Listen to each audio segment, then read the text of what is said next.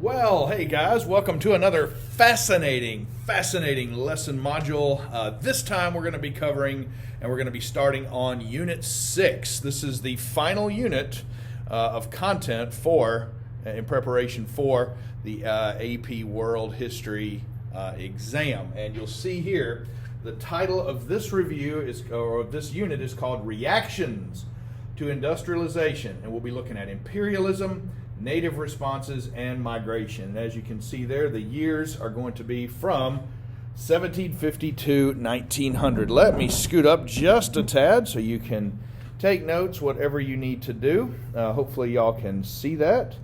Give me a second, and we will get started. So, flipping to this first one, we're going to look at some rationales of imperialism. So here's our context. In Unit 5, you remember it was all about revolutions, industry, and it was all about, well, not just industry, but also we looked at, some political revolutions and things like that. Now we're going to look at the next thing that happens as a result of industrialization. And here's our context. Because all these countries have now industrialized, and when I say all these countries, I'm talking now your Frances, your Germanys, your United Stateses, your Russias, places like that. Now that they have somewhat industrialized, they now have competition among themselves, and that will increase the need for colonies.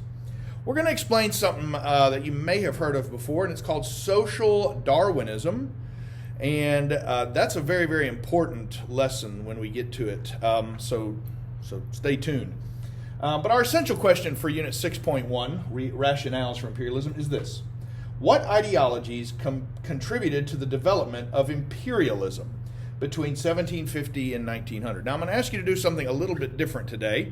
Instead of continuing to watch this, I'm going to put a link up here, this one right here, see that? Click on that video right now. And that's going to take you to... and then come back when you're done watching that. So once again, I will put the link to that up here. And then just be sure to hit back and come right back to this. Okay? Okay, so what did you think of that?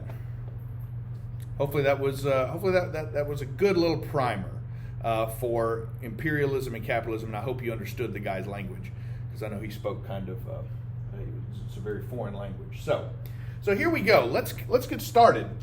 Imperialism, by definition, just to recap what the video said, it is the establishment of overseas empires motivated by a belief in nationalism. Nationalism, again, means an extreme form of patriotism. A desire for economic wealth, a sense of religious duty, and a belief that Europeans were somehow biologically superior because of their whiteness, racially superior as well. So let me step over here, because I want to break this down into two parts. We've got European imperialism and we have Japanese imperialism. Let's start with European first. Great Britain, as you know, needs to expand its empire and gain its resources after it lost the American colonies in the American Revolution. And so what you're going to see Britain doing is they're going to expand their colonies worldwide. Australia, South Asia, India, Southeast Asia. And there's going to be a saying that develops out of all this, and it goes like this, quote, "The sun never sets on the British Empire." The sun never sets on the British Empire. It'll make sense once you see maps that have all this stuff on there. France as well, expanding its territory to increase prestige, because they lost to Germany in the Franco-Prussian War in 1870, 1871. So here's what they will conquer. They will take over Algeria, which is in North Africa, South Pacific Islands, Senegal, which is a West African nation, Indochina, which today is Vietnam, Laos, Cambodia. And that's pretty much it. The French, they do have a lot of territory in Africa, but most of that territory in Africa is places that were kind of limited in population. Italy and Germany were brand new countries. Remember, we talked about that in the previous unit. And they wanted to gain prestige and economic power. So they're a little bit behind the curve. Spain, even though Spain was all over the place in overseas trade and 16th century colonization, they're not going to imperialize much. Spain is just no longer a front run player here. So unfortunately. So that's a little breakdown there of European nationalism. Let's take a look at what our Japanese friends are up to. So they're going to use national pride, nationalism again, to defend going into the Korean peninsula. Now keep in mind, this is when Korea was still one peninsula. It's not like it is today where it's into two different political states. But by doing that, this upset China, who has actually been in Korea for centuries. And that's going to result in the Sino-Japanese War in 1894-1895. Sino, just as a side note, is a prefix for China.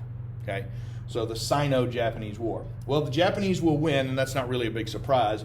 And they will gain access to Korea and to Taiwan, located just off the coast of what is today the People's Republic of China. And by doing so, this is going to weaken China. And we already talked about how China is on its way down economically, because we see the Qing dynasty is the last one, and then it turns into a republic around the turn of the century. So that's one of the so that's the difference between European and Japanese imperialism or imperialization, the process that they're looking at. So, and again, you can roll back to pause the video if you need to take some notes. But anyway, here's some cultural and religious motivations for imperialism. When I say cultural and religious, now this is kind of the stuff that that's out there that everybody knows about, but it's not exactly published, if that makes any sense. So here's some racial ideologies that take prevalence during this time.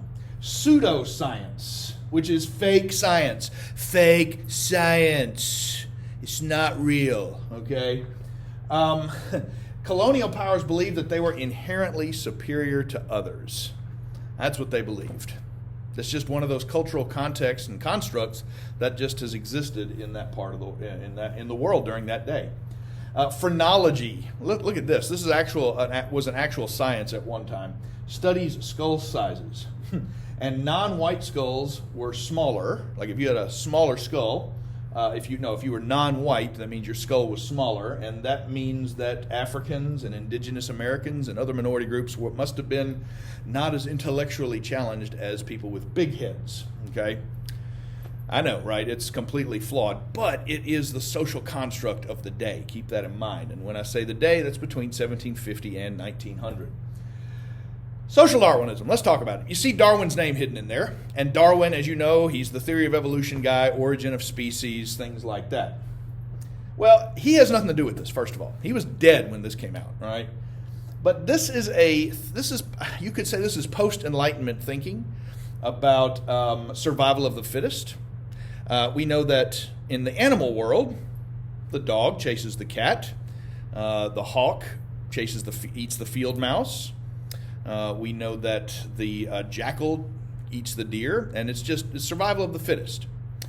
Does that apply to human beings? That's what a philosopher by the name of Herbert Spencer wanted to. He kind of basically misuses Darwin's science here to work in the favor of this social situation. So really, it means the spread, and it's the spread of U.S. and European power is proven because they're biologically superior. And once again, folks, this is fake news. There is nothing valid about this argument. In fact, you could say social Darwinism is racism. And if you think about it, it is. Saying that somehow, because white people are racially superior, that they have a bigger advantage over the people that are non-whites. Crazy, but it's how they believed back then. Some cultural ideologies, imperialists, the people that are actually colonizing, the pro-imperialists, and folks, we had them here too. One of the most famous imperialists in the United States was Theodore Roosevelt, and one of the famous anti-imperialists was Mark Twain. Imperialists believe they are culturally superior, and they will combine many local cultures into one colony. They will introduce language, political, religious, and educational institutions in colonized areas, and exert cultural influence on architecture and recreation. Even today, if you go to some of these places and you look at their architecture and their art, you can see it's got a heavy European influence in it. So I think that's pretty interesting. And then, of course, they misused religion. Of course they did. That's not anything new. That people have done that throughout all the times. Missionaries moving into imperialized areas. They are criticized for encouraging natives to give up traditional beliefs in favor of Christianity. They're forcing a Christian belief on these people, forcing them to do it as justification to colonize them. And that leaves them open for economic imperialism. We'll think India, we'll think parts of Africa as this moves along. Actually, most of Africa, let me just be honest with you. Now, here's some of the good things that come out of it. First of all, they set up schools, they improve medicine, and they work to end slavery. But if you really want to know the downside of imperialism to other countries, just look at what's happening in Africa today. Look at that world. How they are always, they have a very poor healthcare system. I know we're dealing with a worldwide pandemic right now, but think about what that was like in Ebola in 2014 and in, I think, 2011. When all that happened, and how the biggest thing that they needed was help, and they were not able to take care of it. They had to call on United Nations powers to take care of that. So that anyway. Let me back out again. If you need to pause to take notes on this, you of course can. And the last thing I want to look at in today's video is this: economic motivations for imperialism, folks. Here is a spoiler alert. It's all about money. It's all about the money. Ideological motivations were used to justify economic imperialism. Europeans, this is nothing new for them. They established trading posts through treaties with local Indian, East African, and East Indies rulers, companies. Now, they did this through companies. I think that's interesting. They moved into the region for the spice trade, and they're going to have some governmental type authority. They're going to have armies. They're going to have territory that they conquer. And because industrialization is moving full steam ahead in Europe, this is only going to be further motivation for them. Here's one of the most famous companies in the age of imperialism, and that is the British East India Company. You can abbreviate that as EIC. And they will monopolize trade with India only. Cotton, silk, spices, these are the big cash crops that were being fed into the British economy. It will expand into Eastern Asia, parts of China. And by 1834, the British government's, it was the British government in Asia for all intents and purposes. It was their managing agency, let's just put it like that. But for all intents and purposes, they pretty much ran India. They will engage in the slave trade, and they will also engage in really the world's first modern drug cartel in the opium trade illegally. That's going to lead to wars eventually. We then have the Dutch East India Company, which monopolized trade between South Africa and the Straits of Magellan in South America. The islands around Java. Now, Java is just another way to say Indonesia. Okay, the Dutch government takes control of that company in 1799, and that's when they will create Indonesia. And that's why whenever you see it written as the Dutch East Indies, it's the same thing as what is today modern-day Indonesia. A lot of different islands. The video that I signaled to you earlier talked about an old and a new imperialism.